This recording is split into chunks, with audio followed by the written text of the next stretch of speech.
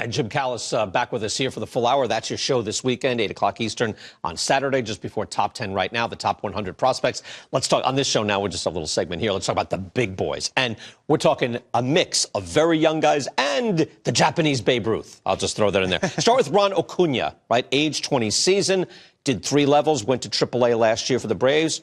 What are we talking about here? How close will we see him this year? What do you think happens? Yeah, he could use a little more time in AAA because he went from Class A, High A to AAA last year at age 19, one of 2 guys in minors with 20 homers and 40 steals. His talent's silly. He just makes it look easy. Joe McGrain and I did the military appreciation game with Paul Severino. He hit homers his first 2 times up, made it look so easy. We were just almost laughing in the booth. Made a diving catch in the same game. He's a legit 5-tool player. He's going to hit for average. It's probably 30-plus home run power. Like I mentioned, he can really run. He plays center field well enough to stick there. They may move him on a corner because they got Inciardi. He's got a plus arm, so you can play him in right. I mean, he can. There isn't much he can't do on the field, and he just turned 20 during the offseason. Yeah, that's still young, right? I mean, even though we've just gone through Bryce Harper, Mike Trout, and that when I see 20, thinking, well, it is reasonable. It's not just about setting the clock. Or is it about setting the clock? Or is it about, no, you said seasoning a little more AAA success would make sense? Yeah, I think it's some of both. I mean, I do think the Braves have the potential, if their young pitching really came through, that they could maybe be a surprise team this year. But they're not going to go into the season with huge expectations. So why? I think it's easier to build a guy's confidence up by letting him have success in AAA than if he goes to the big leagues and struggles. Then you send him down. Then you got to build him back up.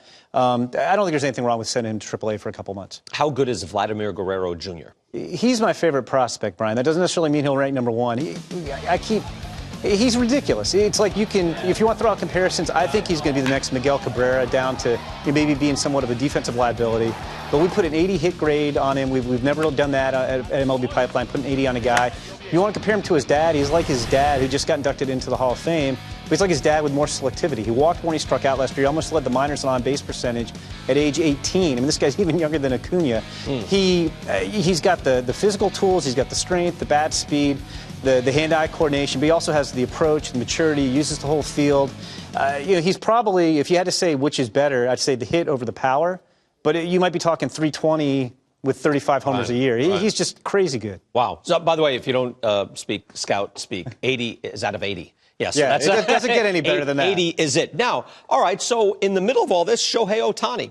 So he's a prospect, and how does he mix in with these guys? How do you do some sort of comparison? Yeah, he's kind of crazy. Now, we count him as a prospect at MLB.com. We count guys with the foreign players if they're subject to international bonus pools, which under the last CBA he wouldn't have been, but he is now, which only cost him about $200 million by coming over as early as he did. Now, what's interesting about him is he's going to get a chance to play both ways. If you were ranking him just as a pitcher, he's the best pitching prospect in baseball. I mean, he's, hardest throwing pitcher in Japanese history, up to 102.5 miles an hour. He's got a wipeout slider. He's got a wipeout splitter.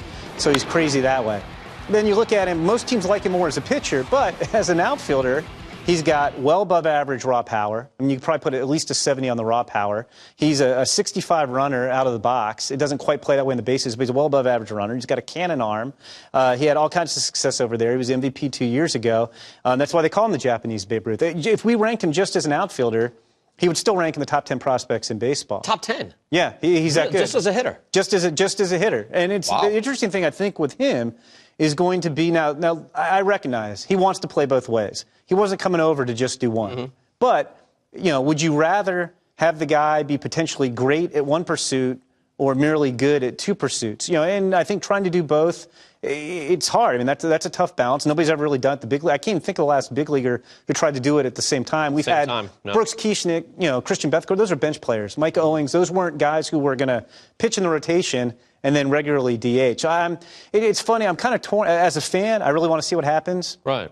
If I were running a team, I would want him to pitch only. Yeah, just based on what you told me. Again, that even got a wow out of me where I thought, okay, where are you going to – I know pitching, you have him number 1. Right. And then hitting, you're saying he's one of the top 10. Now he's 23 and he's competing against younger guys. But now it's even more tantalizing. It would be tragic if you didn't see how the guy would hit. I agree. That's what I'm saying. The fan of me – the fan of me is like, yeah, I want to see what happens. Just like with Brendan McKay, who was drafted by the Rays last year, and they're going to try to let him do both in the minors this year, and we'll see where that goes. Yeah, as a fan, I 100% want to see what he does. I'm just saying, if I were running the team, I think you have a better chance of getting a superstar by having him do one. The problem is then, right, you will also draw more criticism from having him do both, whereas if you have him do one, then you don't get criticized. You're right. That would be a shame. I mean, at least for the Angels, it was an easy decision because, again, he wanted to do both. That's why he's coming over now. He had the leverage. If you weren't going to let him do both, you say, okay, I'll go back to Japan. But I'm like you, Brian. I'm fascinated to see how this plays out. Jim, too late. You've already sold me on it. I've got to see him hit now. No, that surprised me that you have him. You'd have